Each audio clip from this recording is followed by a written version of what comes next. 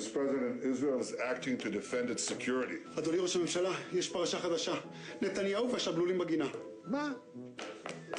ראש הממשלה, פרשת הכוסות המלוכלכות בכיור. זה בליינט. נו, באמת. ראש הממשלה, יש פרשייה חדשה. נו, מה עכשיו? החתיך שטפטף על הספה. אוי. ראש הממשלה, פרשת הדגים הרעבים. והצמאים. אבל אני מאכיל אותם כל יום. ראש הממשלה, פרשת המזגן המרעיש לשכנים. אני מחבק, כן?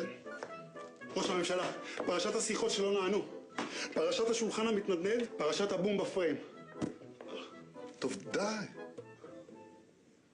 הם רוצים להסיט את תשומת הלב שלכם מהדברים החשובים באמת ולעסוק בשטויות. אבל אנחנו עוסקים בדברים החשובים. מי ישמור על ביטחון ילדינו? מי יצמיח את הכלכלה שלנו? זהו אנחנו או הם? ואתם יודעים, זה אנחנו. רק הליכוד. ראש הממשלה רוצה לשתות משהו? אתה יודע מה? דווקא בא לי גלידה, אבל לא פיסטוק.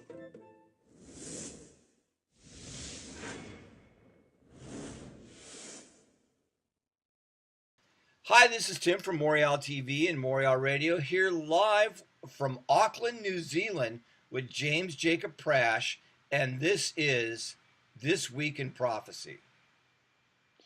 Greetings, dear friends, and blessings in the one who saved us, the Lord Jesus. Welcome to This Week in Prophecy. Well, we are here once again. Most of world events this week in prophecy have not been on the Middle East, although there have been significant developments, as always, in the Middle East. The focus has generally been on events in the Western Pacific and in the Korean Peninsula. So let's begin there. The latest development is this. China has now stated it will remain neutral in a conflict between the United States and its allies and North Korea if North Korea initiates it. But if the United States and its allies attack North Korea preemptively in response to their threats, then they will intervene on the side of North Korea. This is exactly what happened in the Korean War. Mention the Korean War today and most people will look at you with a blank stare. At the time it was fought, just 5 years after World War II ended, everyone recognized it as a world-shaping conflict, a stark confrontation between the forces of democracy and communism. It began on June 25, 1950, when Soviet-backed Communist North Korea crossed the 38th parallel and invaded its U.S.-backed anti-communist South Korean neighbor. Within weeks, the communists had nearly absorbed the entire country. The United States at first was confused over whether it should or even could respond. America had slashed its military budget after the end of World War II and was short both men and equipment. It still had not awakened fully to the expansionist threat of Soviet Russia. The Soviets, buoyed by their own recent development of an atomic bomb and Mao Zedong's communist victory in China, sensed America's lack of resolve and encouraged the North's aggression. Yet within weeks, President Harry Truman rushed troops to save the shrinking Allied perimeter at Pusan on the southern tip of the Korean Peninsula. By late September 1950, General Douglas MacArthur had successfully completed the Incheon landings and launched counterattacks. He quickly reclaimed the entire South and sent American-led United Nations forces far into North Korea to reunite the entire peninsula, only to be surprised when hundreds of thousands of Chinese Red Army troops crossed the Yalu River at the Chinese border and sent the outnumbered Americans reeling back into South Korea. Thanks to the genius of General Matthew Ridgway, who arrived to assume supreme command in South Korea in December 1950, over the next 100 days, U.S.-led UN forces pushed the communists back across the 38th parallel. The fighting was fierce. Seoul, the capital of South Korea, exchanged hands between communist and U.S.-led forces 5 times before it was finally secured. During the years 1952 and 1953, the war grew static, neither side able to deliver a knockout blow. Eventually, the conflict ended with a tense armistice in July 1953. For over the next 60 years, a Cold War persisted between the Stalinist North and what by the 1980s had evolved into the democratic economic powerhouse of South Korea. Over 35,000 Americans died in the Korean War. The war marked the first major armed conflict of the nuclear age, and one in which the United States had not clearly defeated the enemy and thus not dictated terms of surrender.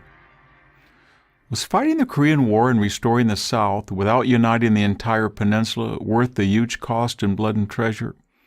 The natural dividend of saving the South was the evolution of today's democratic and prosperous South Korea that has given its 50 million citizens undreamed-of freedom and affluence, and has blessed the world with top-flight products from the likes of Hyundai, Kia, LG, and Samsung.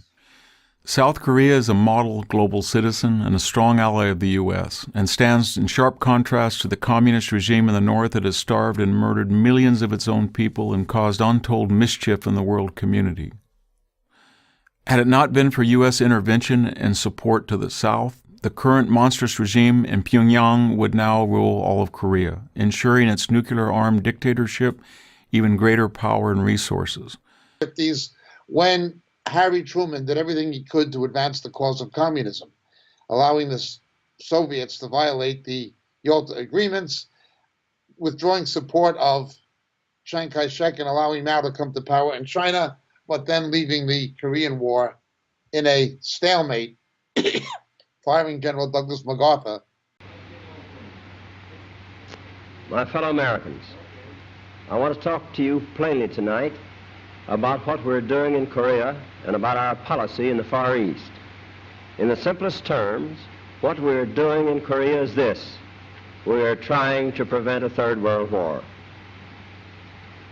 The communists in the Kremlin are engaged in a monstrous conspiracy to stamp out freedom all over the world.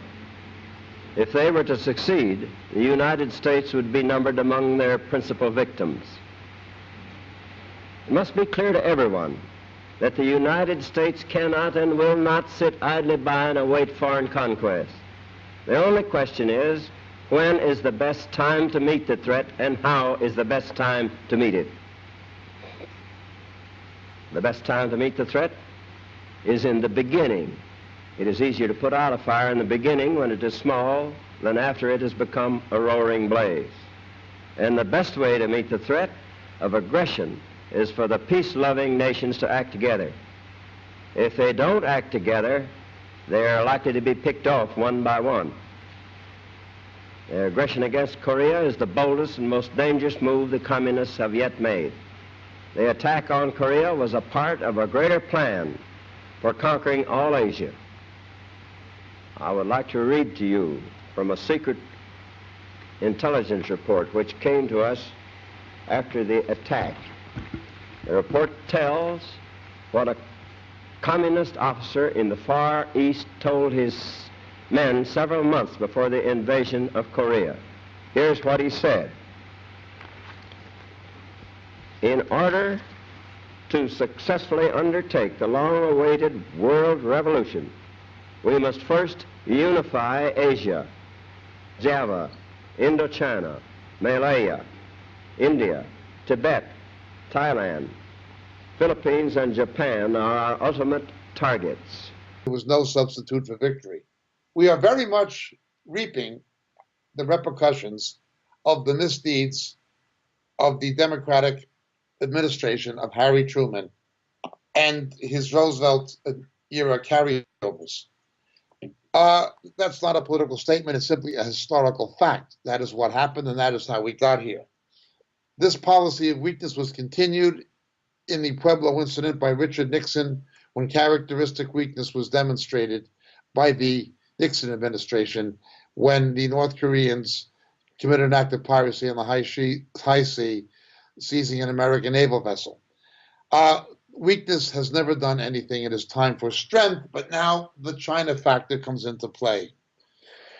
It is impossible to deal with the role of China in terms of trying to curb North Korea in isolation from trade policy with China. The two cannot be separated. For some time, we've been advocating a different approach than what has generally taken place. There are over $3 trillion in deficits from pre-Mao China owed to the United States in terms of Chinese government bonds. China has a dirty little secret they don't want anyone to know about. It's this: China owes the United States more money than we owe them. But for political reasons, both governments are ignoring that 100-ton elephant in the room, or should we say 100-ton dragon. Most people are aware of China recently surpassing the United States as the world's largest economy, owning a major portion of the United States national debt and the trade surplus it enjoys with America. But what most people don't know is that China owes Americans hundreds of billions of dollars in bond payments. Here's some brief history.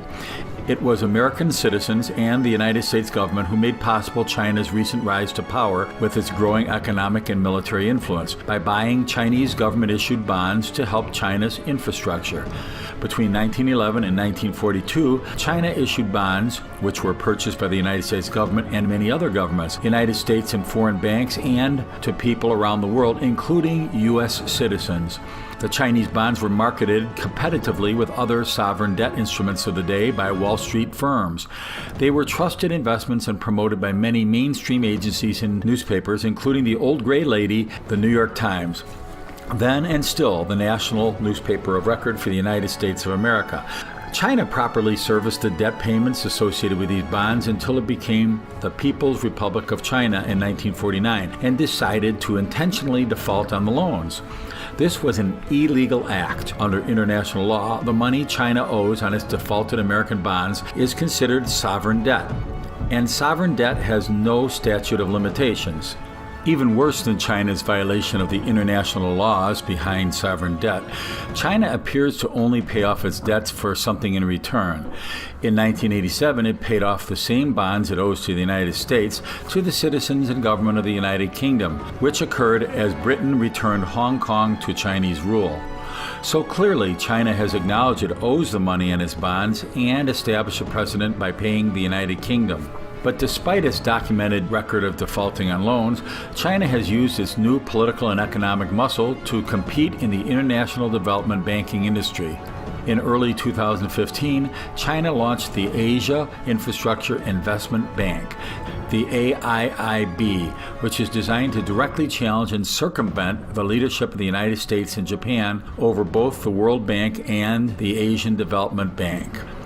Given these facts, as well as the legal precedent China itself created when it selectively paid off Britain in tandem with its solid economic world position, there is no excuse for China to refuse its fiscal responsibility to the government of the United States, as well as to the thousands of individual citizens who purchased these bonds and are still holding them, or in many cases their children or grandchildren are still holding them. There is currently no United States government entity organized to accomplish the task of settling this enormous debt with China. Yet there is a private sector American organization planning to accomplish this mission with the assistance of the United States government. Since 2001, American Bondholders Foundation has legally represented the majority of the American bondholders and is closely working with members of Congress to solve this problem. The potential settlement could be the greatest American stimulus package ever created, and yet Americans would simply be settling an outstanding overdue debt with China. As America faces the biggest treasury debt numbers in world history, deadbeat China is now incredulously planning on issuing new international bonds to help their slowing economy. Since it will be against American and international law to buy any bonds from China until all previous bondholders' debts are settled, the United States should pay back its debt to China with those bonds and leave China stuck for the money that they owe the United States. This would put a serious dent in the already dented Chinese economy. However, Mr. Trump should carry out his campaign threat, as it were, to place a 25% import duty on all imports from China. It is time for the United States to stand up. Again, the issue with the Spratly Islands in the South China Sea, the issue with North Korea, and the issue of unfair trade practices by China cannot be dealt with as individual situations. They must be dealt with comprehensively in terms of Sino-American relations. Unless there is strong economic inducement, China will not do what needs to be done. But there is much more to it than this. We have to understand something. Most of the technology that has gone into the development of these missiles in North Korea, capable of reaching Guam and with the aim of reaching the United States, has come from China.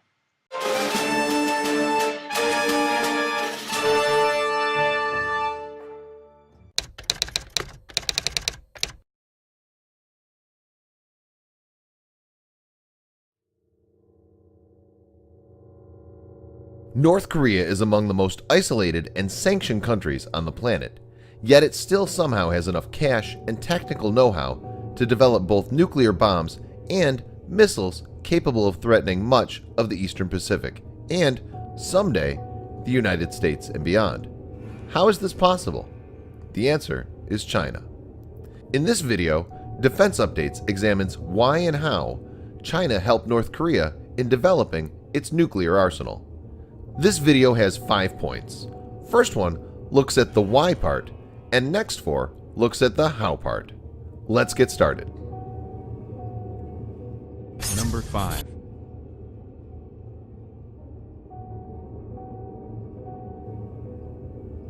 China has supported and reinforced North Korea military mainly because of 3 factors. 1. Shield to Japan. North Korea has been publicly against Japan. China and Japan have been rivals, having territorial disputes. China sees North as a strategic leverage against Japan. 2. Shield to the US. Almost all analysts will agree that should the war start in the Korean Peninsula, South Korea, with the support of the US, is bound to win. If this were the case, the US military will have access to the entire peninsula and can drive its troops all the way to the Chinese borders. This is perhaps the biggest reason why China doesn't want Korea to unite and keeps helping North to have a buffer against the US. 3. Refugees from North Korea. If the war occurs between North and South Korea, millions of North Korean refugees will flee across the border to northeastern China. This will cause great social disruptions to China, and China definitely does not want it to happen.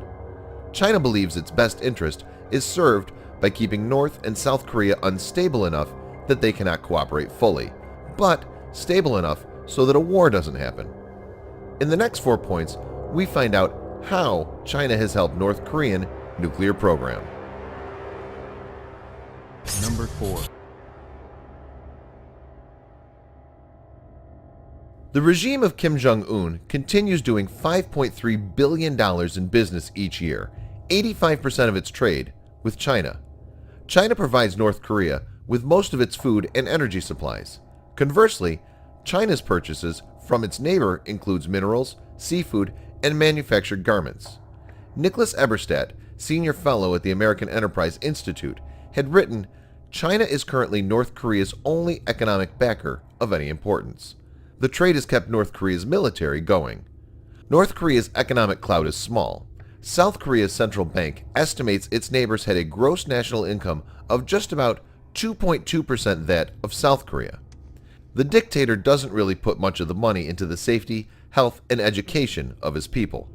North Korea spends an estimated 25% of its gross domestic product on weapons.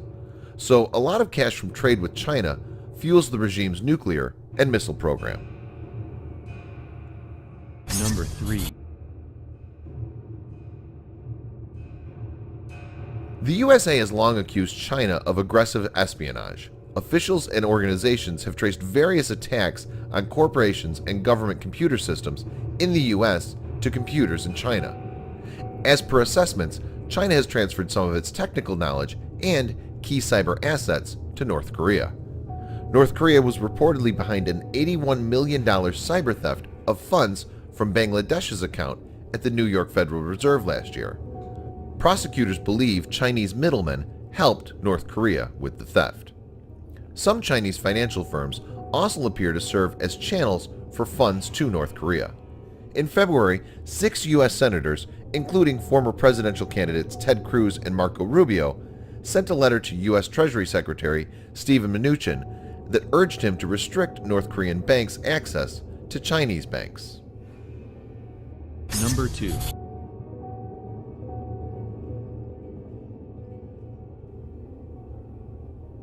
Pyongyang revealed a mock-up of its KN-08 or Hwasong-13 ICBM during a military parade in 2012.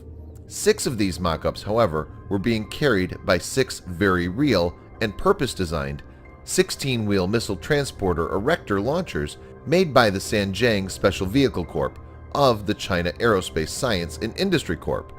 In order to design this launcher, Chinese engineers would have required extensive knowledge of the liquid-fueled KN-08 missile, perhaps having even aiding in its development. On September 9th of 2016, Pyongyang tested a 20 to 30 kiloton nuclear weapon, perhaps suitable for a warhead, and some estimate it could have 100 nuclear weapons by 2020. But it's China's launchers, perhaps up to 8 of them according to Japanese reports, that will give North Korea's ICBMs the mobility they need to conduct surprise nuclear strikes against the United States. China also provided North Korea its DF-23 project designs from the early 1980s, which is liquid-fueled, road-mobile ICBM. Apart from that, China has also sold North Korea a new precision-guided rocket artillery system and very likely a new 4th-generation anti-aircraft missile called KN-06.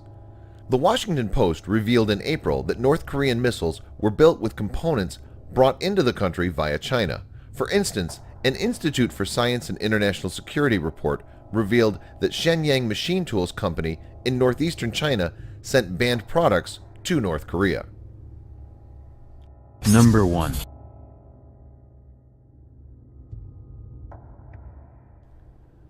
While China claims that it fully implements UN sanctions against North Korea, one Chinese state-owned company maintained a joint venture with a sanctioned North Korean company for nearly a decade, reported the Wall Street Journal.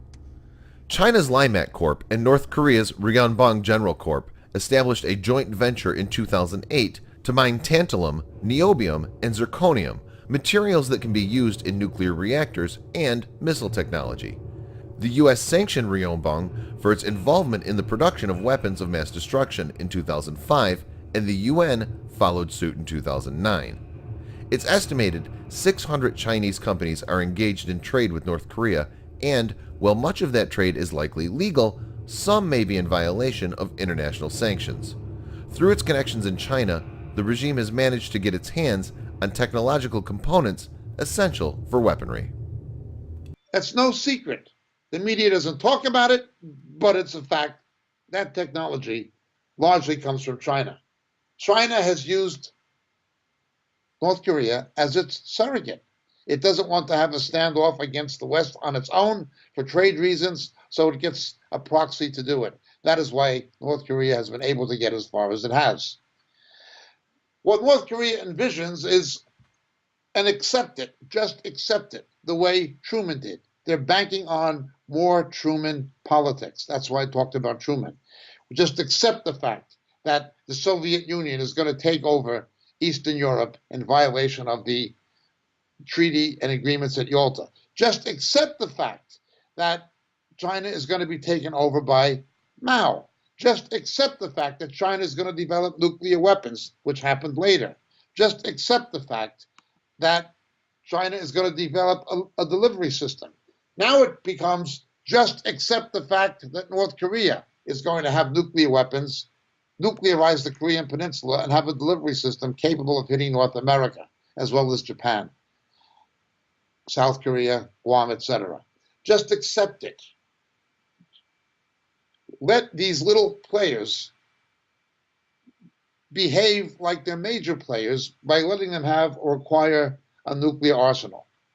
However, as we've stated repeatedly, it is not just North Korea. What North Korea has and does will be sold, transferred to Iran. It all ultimately relates to the Middle East and to the existence of Israel.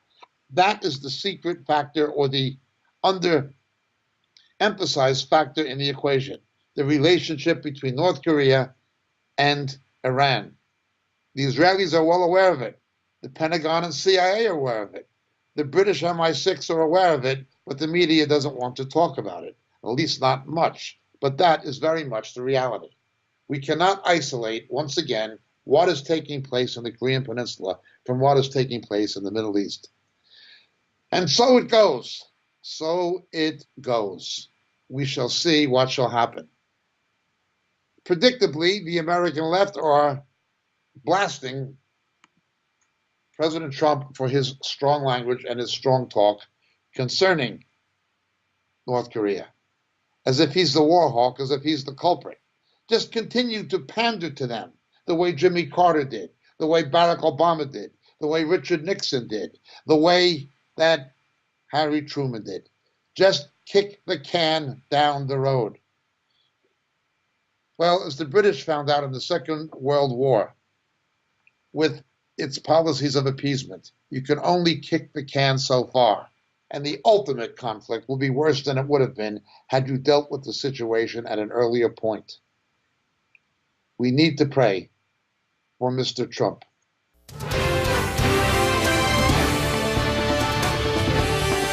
Welcome to Inside Politics. I'm Dana Bash. John King is off. Are we barreling towards the brink? President Trump is warning North Korea of fire and fury after a U.S. intelligence assessment that Kim Jong-un can put a nuclear warhead on top of his missiles. North Korea best not make any more threats to the United States. They will be met with fire and fury like the world has never seen.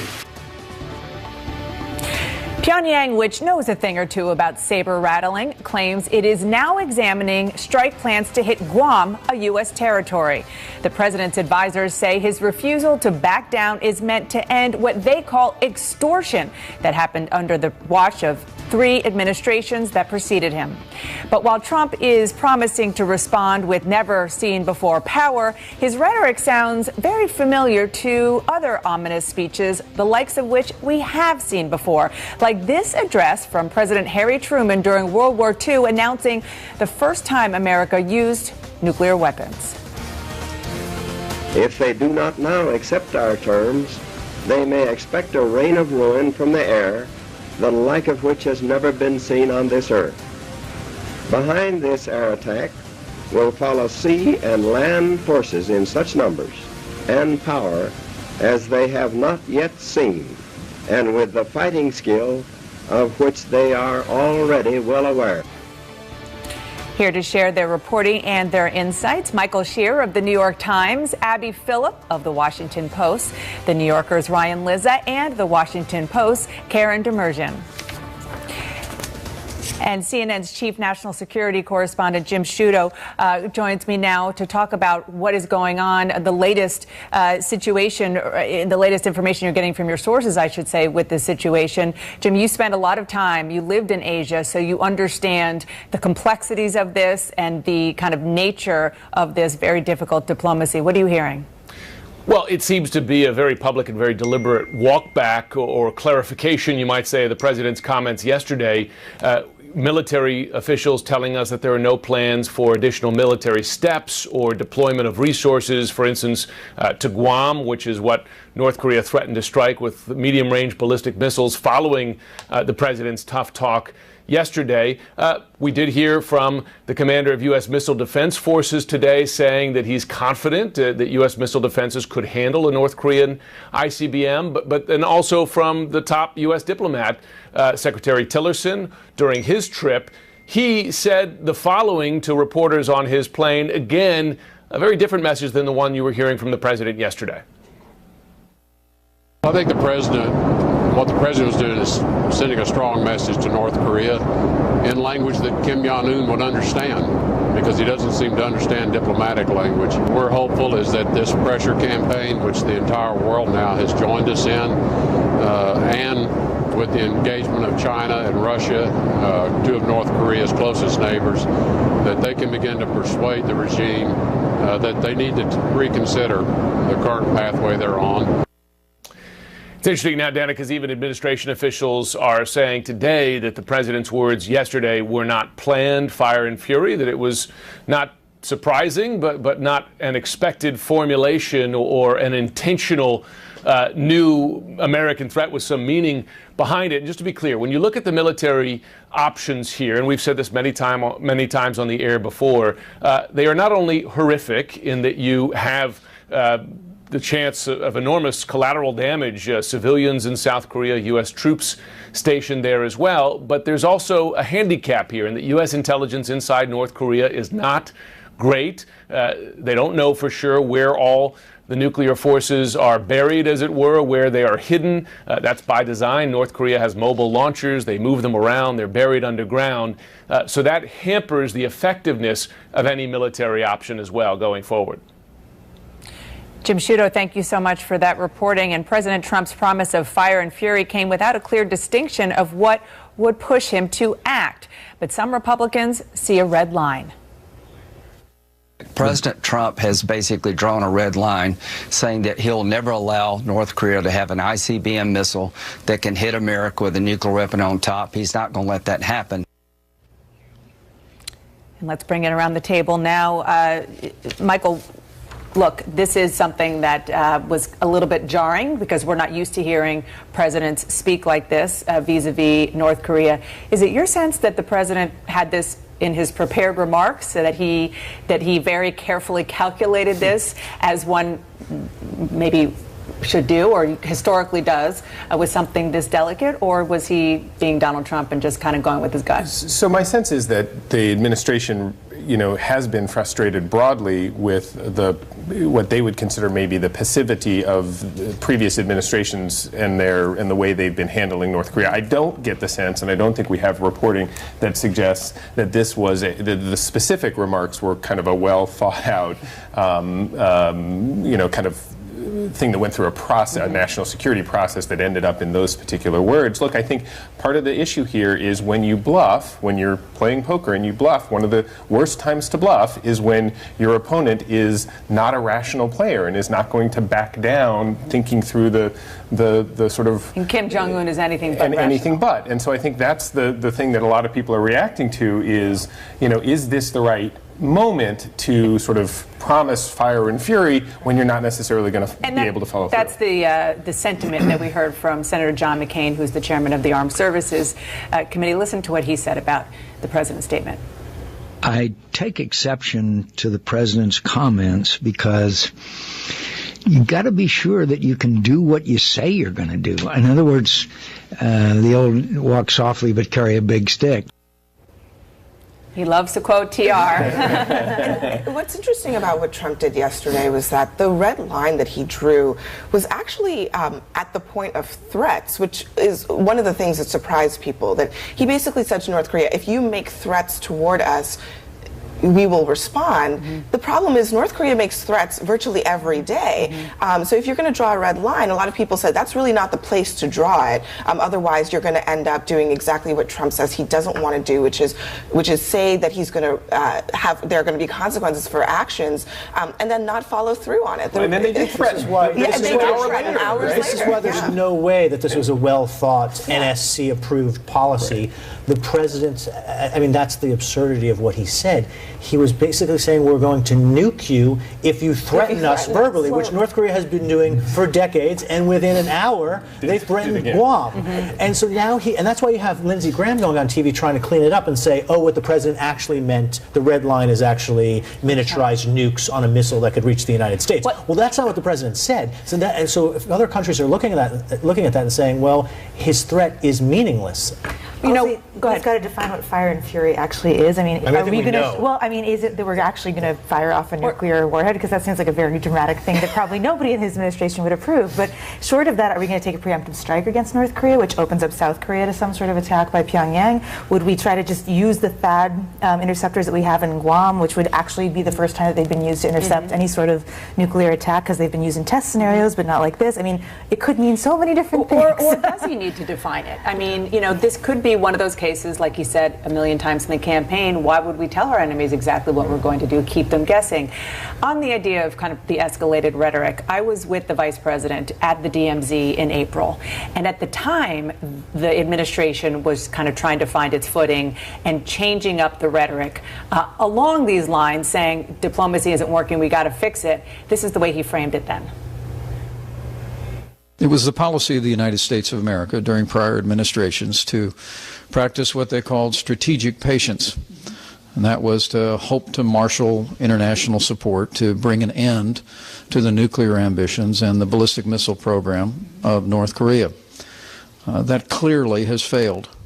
And the advent of nuclear weapons testing, the development of a nuclear program, even this weekend to see another attempt at a ballistic missile launch, all confirms the fact that strategic patience has failed. Now, those were North Korean troops behind him, so he didn't talk about fire and fury and everything like that. But you know, he does have a point, and I thought so at the time that I went to the region with the last Republican Vice President, Dick Cheney, in 2006, and he was talking about the six-party talks. Didn't work. The Obama administration tried diplomatic policy. Didn't work. The Clinton administration before then. So they do have a point that changing it up, I mean, why not? Yeah, I mean, I think that, look, they're right to say, to your point, that nothing has worked in the past. That is true. We are at this point because nothing has worked. The question is, are we proceeding forward with a clear strategy?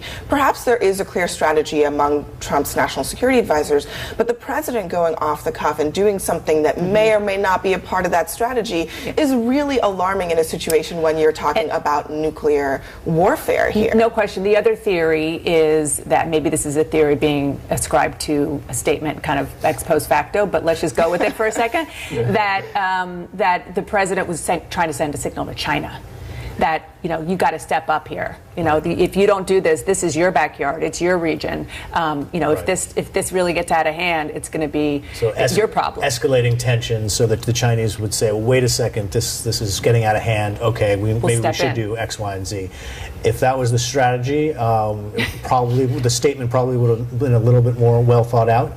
And I think this is one of the reasons why all of the focus on White House chaos and whether the chief of staff is strong or not, and all of this dysfunction in this White House that sometimes we in the press get attacked for as just, you know, soap opera or gossip. But this is why that stuff matters. Having a well-functioning White House with a good process produces presidential statements that are clear and effective and have a strategy behind them. When you don't have any of that, you have the president just going out there and seeming to wing it. He's been less than wise, and he's been somewhat less than forthcoming in his campaign pledges. Certainly to relocate the embassy to Jerusalem, certainly his failure to stand up to human rights abuses and the sponsorship of radical Islam by the Saudi Arabians. Certainly.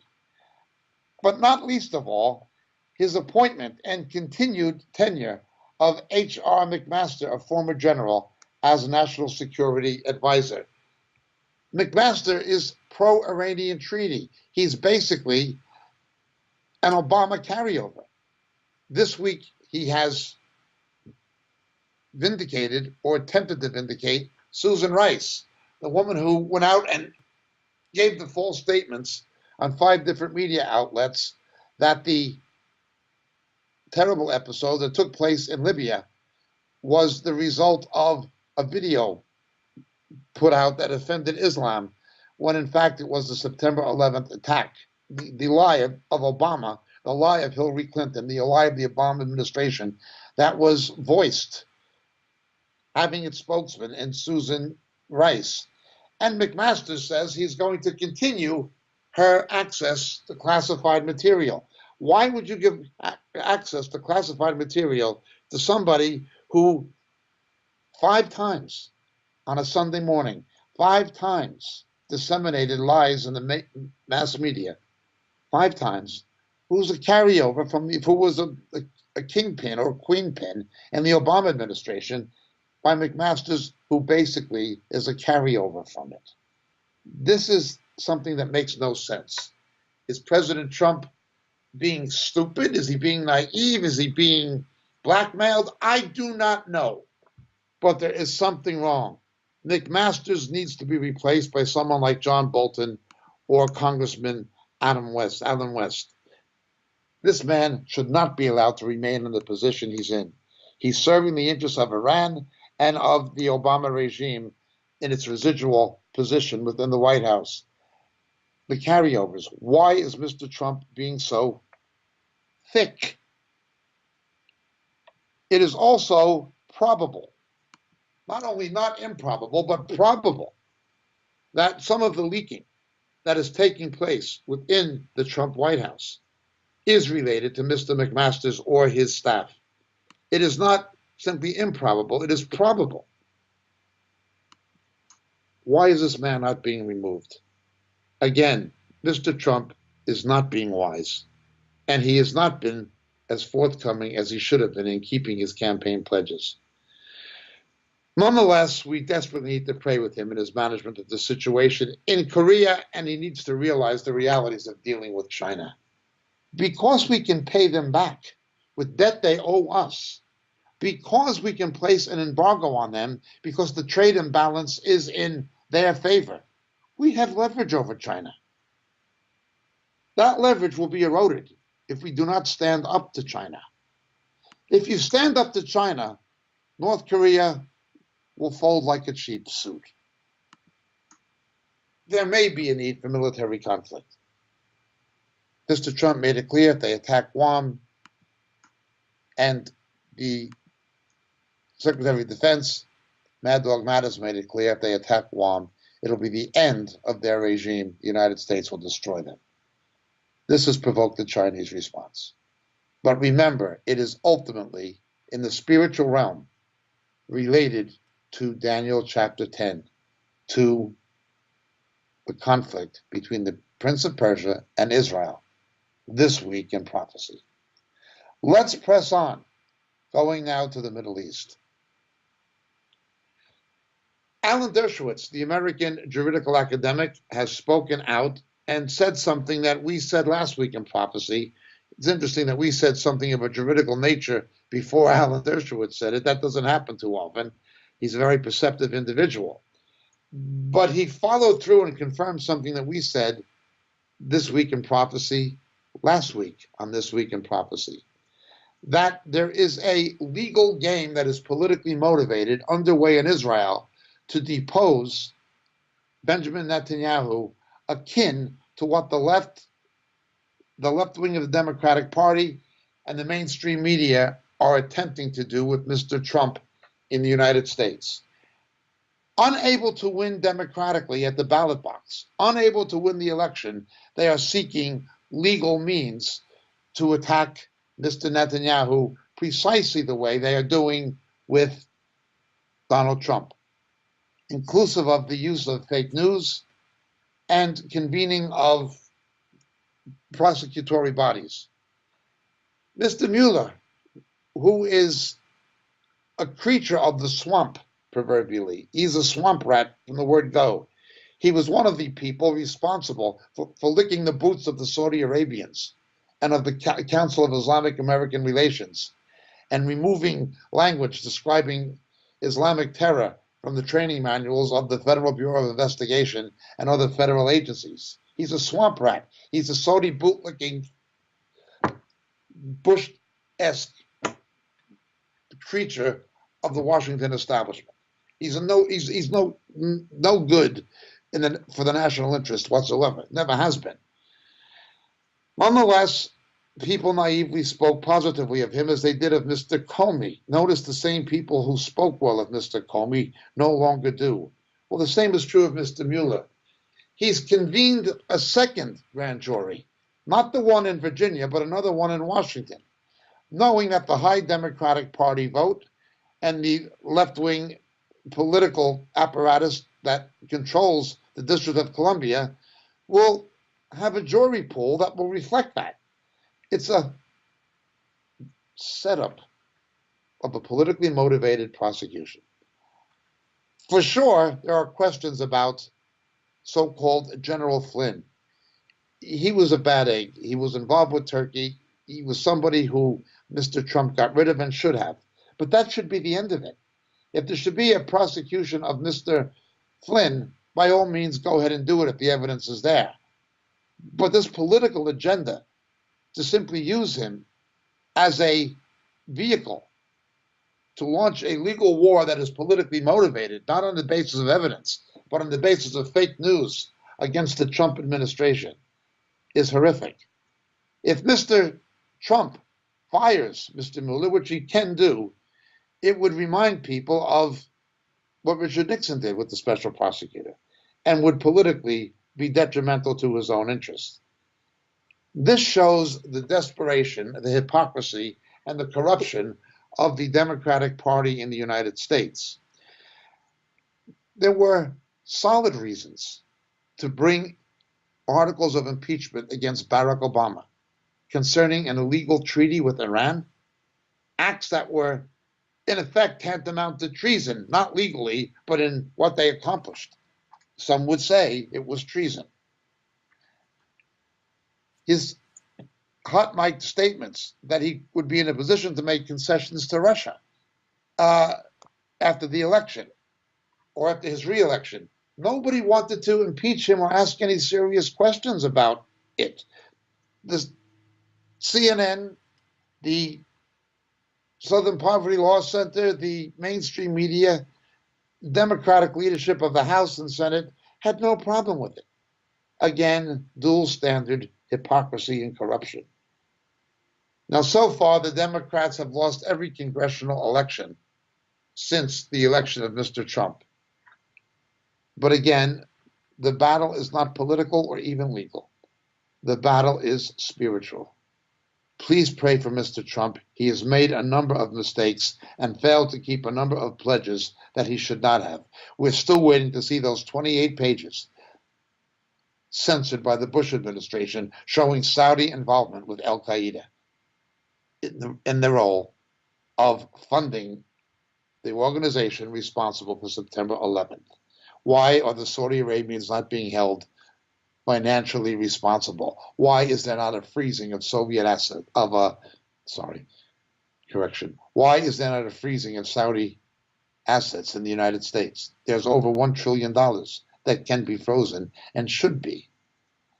Nonetheless, let's move forward. Continue looking at this. Some events this week have been surprising, one of which took place in Great Britain. A group of National Trust volunteers, National Trust, if you're not British, is a government body that looks after national monuments and heritage sites of historical and cultural interest in the UK. But it is reliant not on professional staff, but on volunteer staff, some of whom are professional. It's run largely by volunteers with a small operating staff, and many of the volunteers are professional people themselves. A group of National Trust volunteers refused to wear gay pride badges, as was required by the National Trust, to promote the homosexual, lesbian, same-sex agenda. And a very good morning to your good selves. Now, I have to thank one of my very special Facebook and YouTube buddy friends, Paul William John Price, for triggering me on Friday with this. National Trust volunteers banished to backroom chores if they refuse to wear gay pride rainbow flag. Now, there is a follow-up story to this. But bear with me, boys and girls. I did make several attempts on Friday to do this, but when I replayed it back to myself, I thought maybe I shouldn't upload this. So I let a reasonably chilled weekend help reflect on how I was going to do this vid. And here we are, Monday.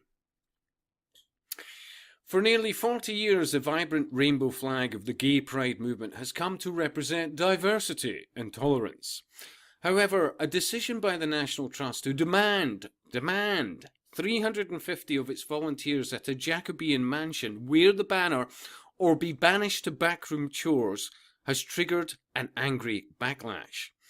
Bosses at Felbrigg Hall in Norfolk wrote to their army of volunteers asking them to all wear a lanyard or badge displaying the rainbow flag to welcome lesbian, gay, bisexual, transgender and queer visitors.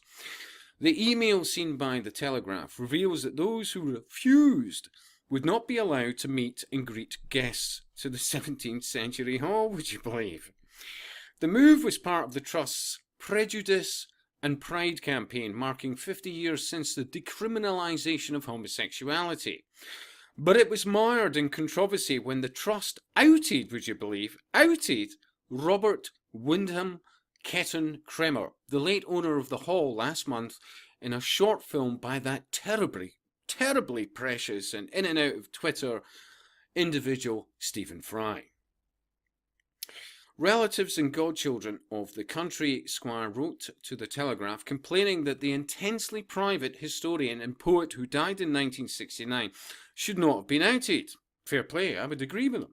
It is understood that at least 10 Felbrigg Hall volunteers have refused to wear the lanyards or badges in protest at the Trust's decision to publicise his sexuality.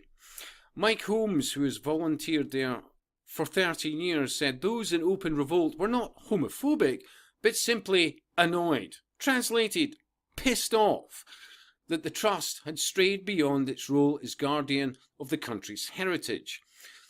Wyndham would have turned in his grave to know what's happening, Mr. Holmes, 72, said. He was an intensely private man. He was never open about his sexuality. The National Trust looks after grounds and buildings. They do not have the right to research their benefactors' private lives to suit the needs of a marketing campaign. Translation, agenda. It's abhorrent. This is not about the squire's sexuality. I am not homophobic, and that's not what this is about. I love Felbrigg Hall, and I think nobody could say the volunteers aren't the greatest advocates for the place. There's a group of about 10 of us who have volunteered for more than 10 years, and we've now been told that if we don't toe the line, we can't do our jobs. The arrogance of that. Eh? People are, believe me, I am being far more polite in this vid than I was on Friday. People are getting ill over this. They're losing sleep because they're missing out on a big part of their daily lives and doing something they love so much. Another volunteer who did not want to be named said she had not signed up for any shifts during the summer Prejudice and Pride campaign when volunteers in the 48 staff are required to wear the rainbow flag colours.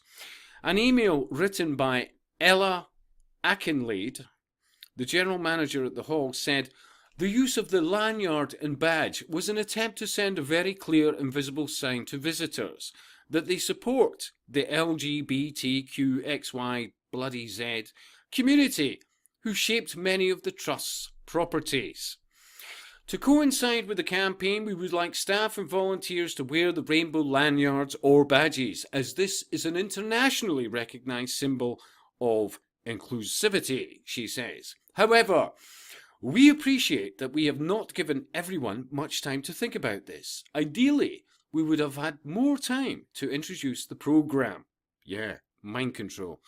But this has developed very quickly. We respect people's decision to opt out of wearing the lanyard. If this is the case, please come and talk with us. And during this period, we will ask you not to be on duty in a visitor-facing role. Unreal. That wasn't what I was saying on Friday, trust me. By wearing the lanyard, we are sending a clear message of welcome to all our visitors. In a statement, Annabel Smith, the Trust's head of volunteering, said staff and volunteers sign up to the organisation's core ambition, adding that the Trust was committed to promoting equality of opportunity and inclusion. She said, as part of our Prejudice and Pride programme, our staff and volunteers are wearing rainbow badges and lanyards as an international symbol of welcome.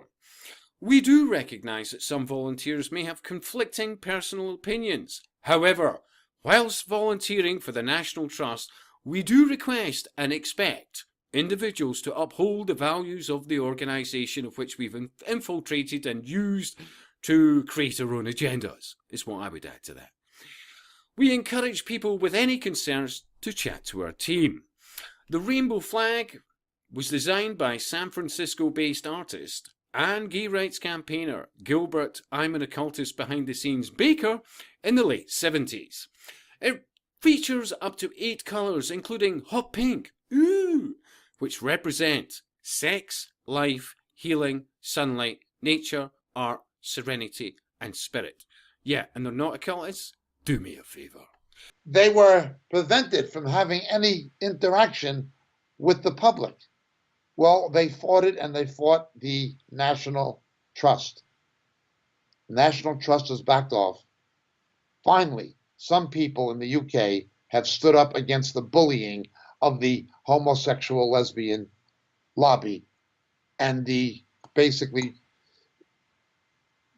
mob-like tactics they're quite capable of engaging in for purposes of intimidation. May this spread throughout Britain and to other countries. In the United States, the Taylor Force Act that we spoke about last week in Prophecy is now being supported by some Democrats in the Senate, including Senators Mendez and Senators Charles Schumer. Mendez is not such a bad Democrat. Schumer, of course, is. Nonetheless, the fact that there is bilateral support is a positive sign. It shows that the United States government and the Congress are fed up with the Palestinian Authority funding, rewarding Islamic terrorists who murder Jews and Americans. May this law pass. We urge people to pray it passes and to email their senators, U.S. senators, demand support for the Taylor Force Act. Well, let us continue. In Canada, things have not been so positive. Oman al-Abed murdered a family of Jews, and he's receiving, via his family, $3,000 US a month, a huge amount of money in the West Bank. More than Jewish Israelis earn an income generally, certainly more than Arabs earn an income. $3,000 a month, basically being rewarded. His family is being rewarded, or he's being rewarded by his family for an act of murder, for an act of terror. Where is this money going to? Going to the families of terrorists and to the terrorists via their families. Where is it coming from? Canada, the United States. The United Nations Relief Works Agency, specially established to operate in the Middle East, we referred to it before. It's outside of the High Commission of Refugees. Saw funding cut by the government of Mr. Harper, the former Prime Minister of Canada, because they were funding radical Islamic terrorists and rewarding terrorists, or funding the Palestinian Authority who was doing so. Justin Trudeau has restored the funding, however, requiring the Canadian taxpayers to reward terrorists. This opens the door to an Obadiah 15 type judgment. We've already seen Islamic terrorist attacks in Canada, including in their parliament in Ottawa. They will reap what they sow if Mr. Trudeau is not stopped. But he continues, and he continues rather relentlessly. The United States is acting. But unless there is a deposing of Justin Trudeau in Canada by the Canadian voters, it's not likely that Canada is going to relent from funding the Palestinian Authority in its efforts to financially reward terrorists and murderers. This is quite sick. It's very, very distressing. But again, all of these things reflect a spiritual conflict. We urge prayer for Benjamin Netanyahu. He may wind up facing bribery and corruption charges, but the allegation has been the evidence is so scant, they're not likely to get a conviction. Again, it is politically motivated to force him out of office. Among those who are acting against him are the Israeli actress, Rivka Mikeli. Now, she's well known in Israel.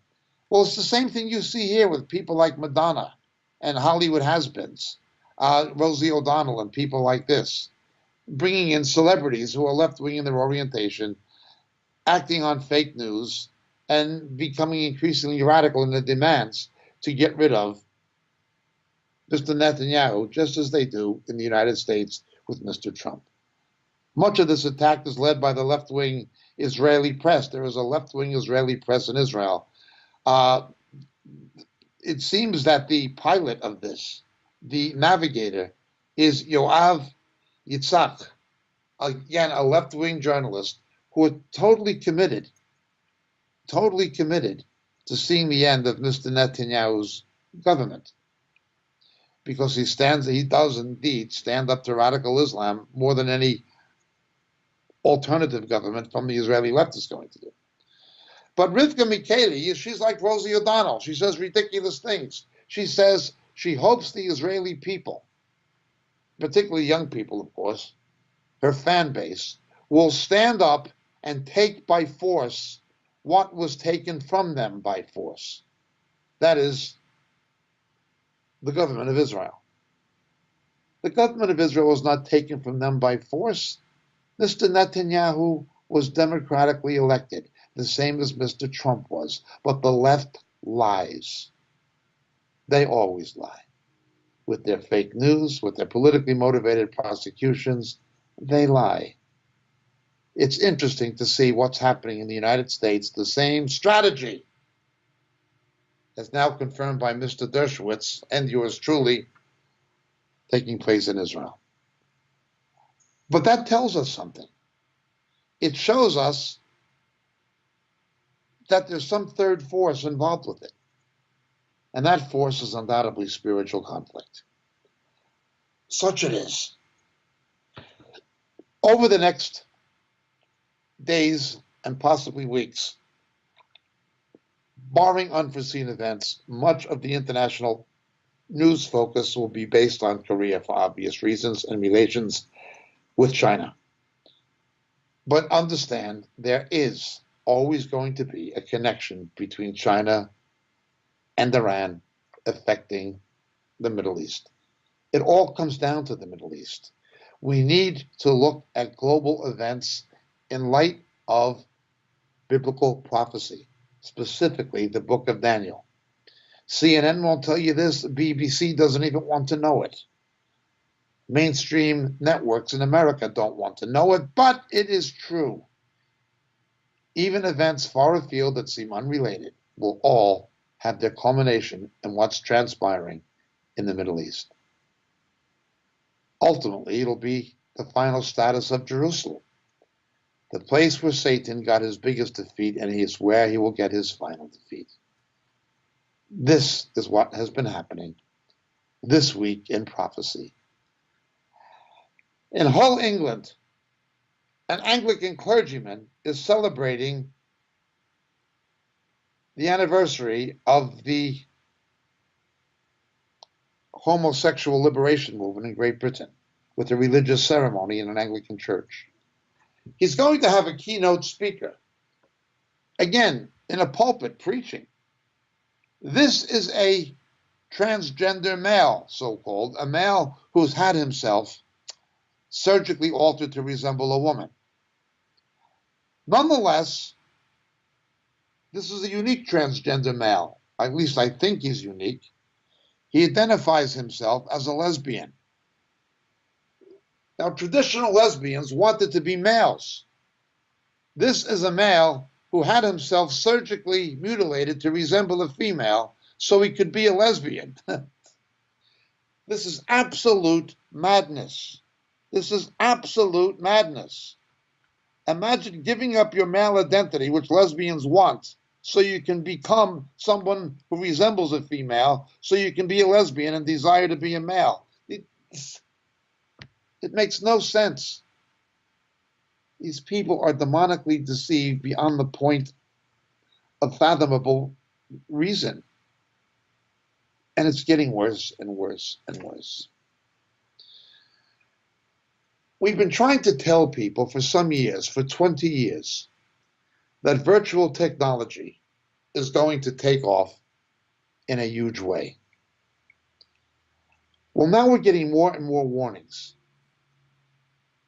A series of statements has been published on the internet looking at people who really understand what they're talking about, including, among others, Bill Gates.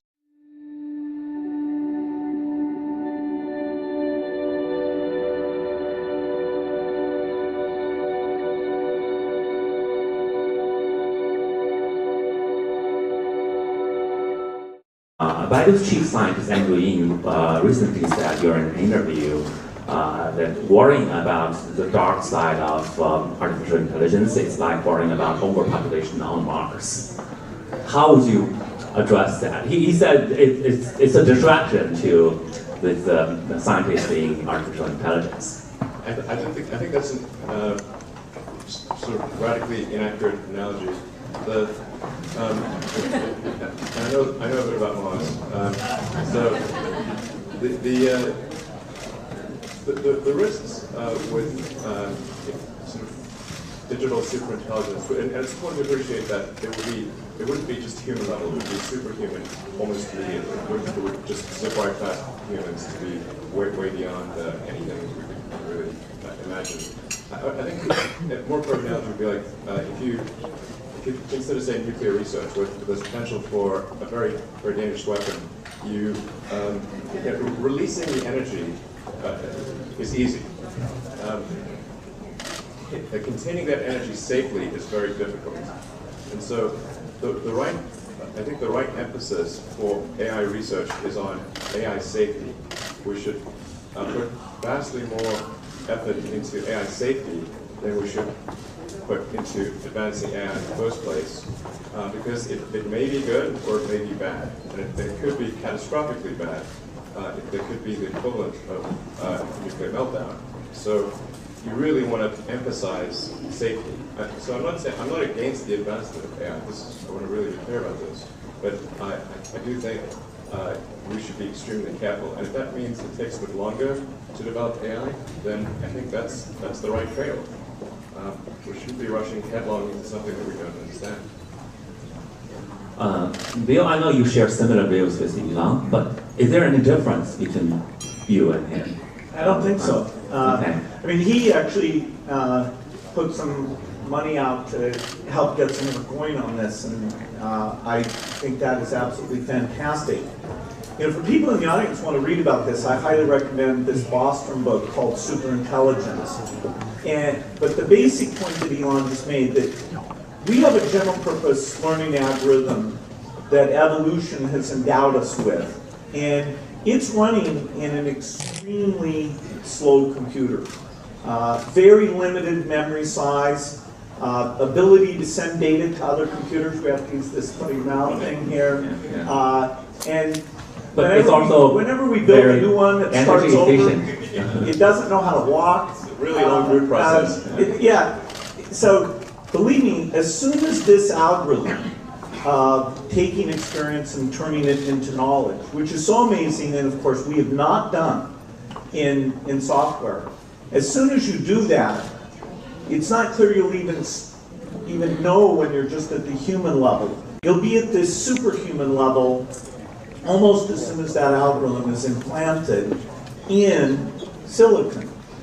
And actually, as time goes by, that silicon piece is even ready to be implanted. And the amount of knowledge, as soon as it has that learning algorithm, it just goes out on the internet and reads all the magazines and books and things like that. We have essentially been building the content base for the superintelligence. You think you're using the internet, that's actually what you're doing. So, I try not to get too exercised about this, but when people say it's not a problem, that really, then I can start to get really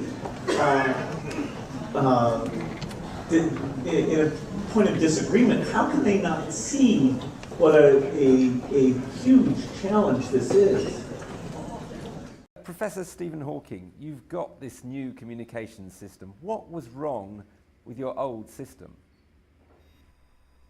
My old system worked well, and I wrote 5 books with it, including A Brief History of Time, which was on the Sunday Times bestseller list for over 5 years, longer than any other book. The Bible and Shakespeare don't count, apparently. But my old system had a rather primitive system for predicting the next word.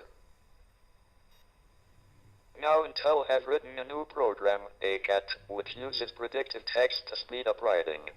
What was the thing that you most wanted changed about the old system? It was the next word predictions I most wanted changed. ACAT offers a list of predictions based on an analysis of the English language and my previous usage. It also has facilities for handling email and internet, and for switching windows. And has this new system made a big change to the way you work? It's only recently that I have had a relatively bug-free version of ACAT. I expect it will speed up my writing considerably. Now, the one thing it hasn't changed is your voice. Why did you not want your voice changed as well? The first speech synthesizer I had was almost unintelligible. But then I got a speech synthesizer, which was designed for a telephone directory service. That voice was very clear, although slightly robotic. It has become my trademark, and I wouldn't change it for a more natural voice with a British accent. I am told that children who need a computer voice want one like mine. On a wider question, how long have you had an internet connection, and how has that transformed your life? I was one of the first people to be connected to the internet. Paul Ginsburg launched a website, xxx.land.gov, for physics preprints in 1991, at the start of the internet. XXX sounds like a sex site, so it was renamed arxiv.org. There was no Wi-Fi, so connections had to be by cable. I had a mobile phone mounted on my computer for dial-up. The internet has speeded up communication and research, but at the high price of invasion of privacy. And is the internet and modern forms of communication in general, is that a purely positive development, or are there things about it that actually worry you? The internet has brought a lot of benefits, but it has its drawbacks and dangers, such as pornography and threatening messages. According to the new head of GCHQ, the internet has become the command center for criminals and terrorists. More must be done by the internet companies to counter threat, but the difficulty is to do this without sacrificing freedom and privacy. Now, when you watch software engineers and machine learning experts at work, as they have been on this project, how far along the path to artificial intelligence do you think we are? The primitive forms of artificial intelligence we already have proved very useful. But I think the development of full artificial intelligence could spell the end of the human race. Once humans develop artificial intelligence, it would take off on its own and redesign itself at an ever-increasing rate. Humans, who are limited by slow biological evolution, couldn't compete and would be superseded. Thank you for those fascinating insights. Thank you very much, Professor Hawking.